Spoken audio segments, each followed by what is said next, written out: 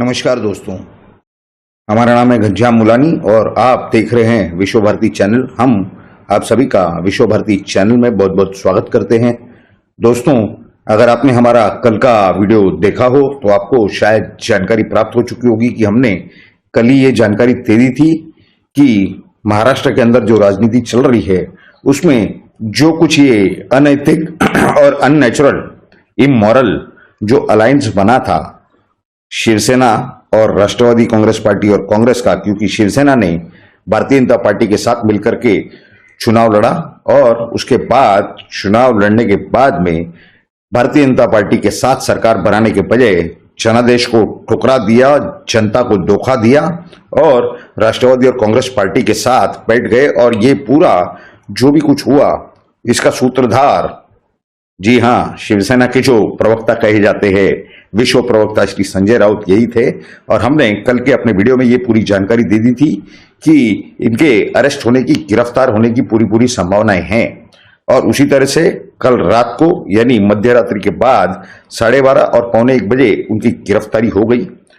और ये जो गोरेगांव का यानी मुंबई के अंदर गोरेगांव करके एक तालुका है, वहां पर जो पतरा शेड चौल यानी पतरा चौल जिसे कहा जाता है, उसके जो पुनर्विकास के अंदर जो धांधली हुई, घोटाला हुआ, उसके अंदर भी मराठी लोग थे जिनके खिलाफ काम किया गया। तब इन्हें मराठी की याद नहीं आई, मराठियों का कोई अपमान नहीं हुआ, महाराष्ट्र का कोई अपमान नहीं हुआ।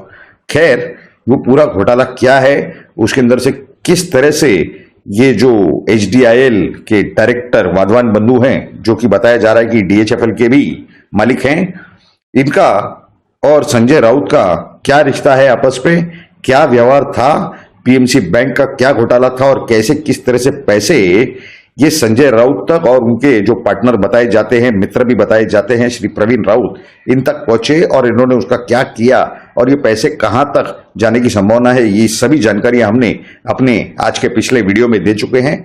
इसकी लिंक हम आपको इस एंड स्क्रीन पर देंगे।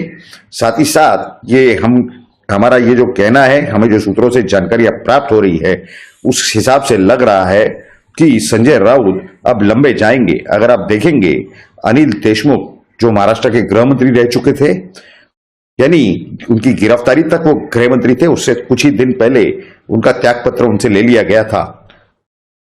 वो आज 9 महीने उन्हें हो चुके हैं अरेस्ट होने के बाद, गिरफ्तार होने के बाद, और उसके बाद अब वो आर्थर रोड जेल में हैं। नवाब मलिक को भी कुछ महीने हो चुके हैं, यानी 29 जून तक तो वो खुद मंत्री थे, महाराष्ट्र के कैबिनेट मंत्री। उनका त्यागपत्र भी नहीं मांगा गया, ना ही उस समय के मुख्यमंत्री श्री उद्धव ठाकरे को हिम्मत हुई उनसे त्यागपत्र मांगने की। यानी क्या वो कुछ ज्यादा ही ये दाऊद इब्राहिम जो सबसे बड़े वांटेड टेररिस्ट और गैंगस्टर है भारत में, उनसे कुछ ज्यादा ही क्लोज थे। लगता है कि महाराष्ट्र के मुख्यमंत्री उद्धव ठाकरे जी ये उनसे त्यागपत्र नहीं मांग पाए। ये क्यों लंबे जाएंगे, इस पर हम आ रहे हैं। आप इसको पूरा सही एंगल से इसको समझने की बहुत ज्यादा जरूरत है। इसके लिए जरूरी है कि आप इस वीडियो को पूरा अंत तक जरूर देखें। क्या है कि नवाब मलिक की जो बात हो गई, अब ये सब के अंदर यानी जो ईडी की रेड हुई संजय राउत के घर में, यानी मैत्री नाम है उनके बंगले का या जो भी, खैर, या ये कार्रवाई के दौरान जो कुछ जानकारियां प्राप्त हुई, जो कुछ सबूत मिले, उसमें तो एक सबूत ये है कि कुछ 11 या 11.5 लाख बताए जा रहे हैं कि कैश रकम यानी रोकड़े उनके घर में पाए गए। अब आप बताइए, जहां पर इनकम टैक्स के नियम ये कहते हैं कि आप 2 लाख से ज्यादा अपने घर में नहीं रख सकते, तो इन्होंने किस तरह से इतनी बड़ी रकम अपने घर के अंदर रखी थी। ये बताया जा रहा है कि 11.5 लाख थे, जिसमें से 10 लाख रुपए के एक बंडल पर उन्होंने अयोध्या और एक नाथ शिंदे का नाम दे दिया था, लिख के रखा था। उन्हें तो पूर्व कल्पना थी ही कि एनफोर्समेंट डायरेक्टोरेट के पास वो 2 बार नहीं गए हैं। राज्यसभा का सत्र है, अधिवेशन है, इसका बहाना करके तो ईडी वाले जरूर घर पे आके दस्तक देंगे और वो रेड करेंगे। उसमें एक नाथ शिंदे का नाम आना चाहिए। इसके लिए अपने काले पैसों पर लगता है कि इन्होंने एक पंडल में डाल करके उसके ऊपर नाम लिख दिए। 1.5 लाख उनके जो भाई हैं सुनील राउत, उनसे मीडिया को जो जानकारियां प्राप्त हुई वो इस तरह की बताई जा रही हैं कि ये जो 1.5 लाख रुपए है ये घर की कैश है। अब और भी काफी सारी कैश बरामद हुई है, इस तरह की जानकारियां प्राप्त हो रही है। खैर, गैरकानूनी स्वरूप से इतने सारी कैश रकम घर में रखना रोकड़े, ये एक और केस इनकम टैक्स का इनके खिलाफ बनता है। अगर ये उस कैश का सोर्स नहीं बता पाए तो इन्हें तो इसके अंदर फंसना ही फंसना है।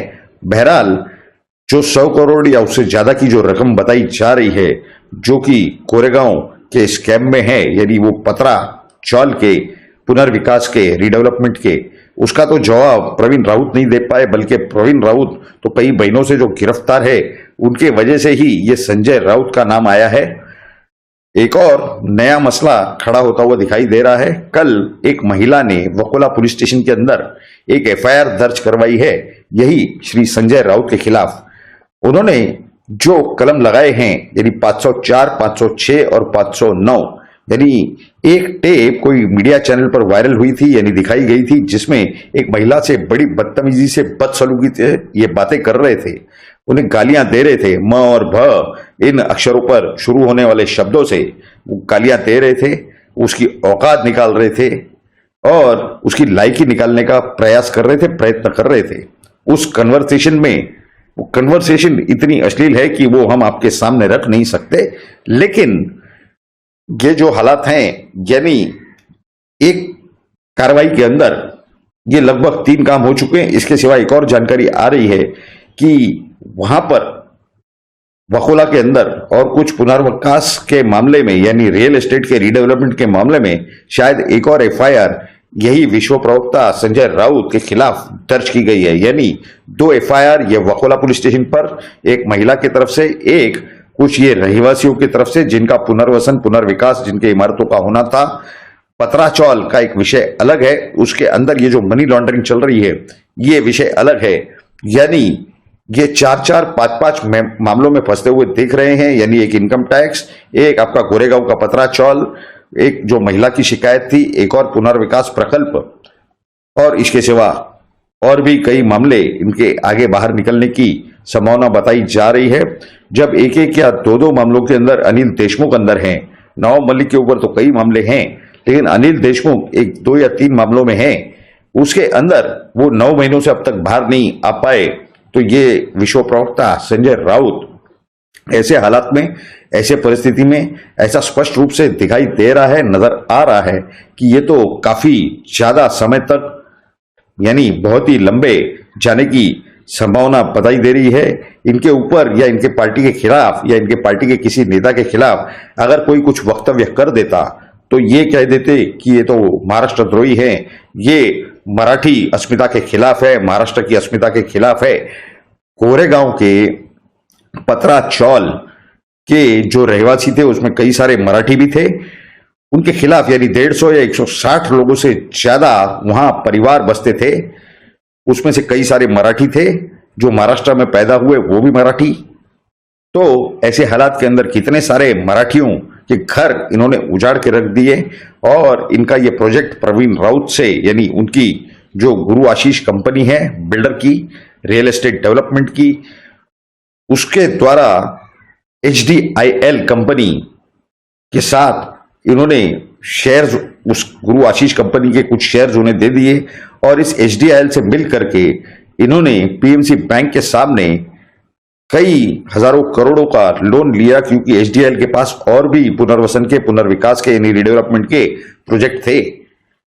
तो इन गरीबों के नाम से इनकी योजना पुनर्वसन की दिखा करके, रिडेवलपमेंट की योजना दिखा करके इन्होंने जिस तरह से पैसे उठाए, उस पैसे का जिस काम के लिए दिखाया गया था, जिस काम के लिए लिए गए थे, मांगे गए थे, उस काम में नहीं लगाया।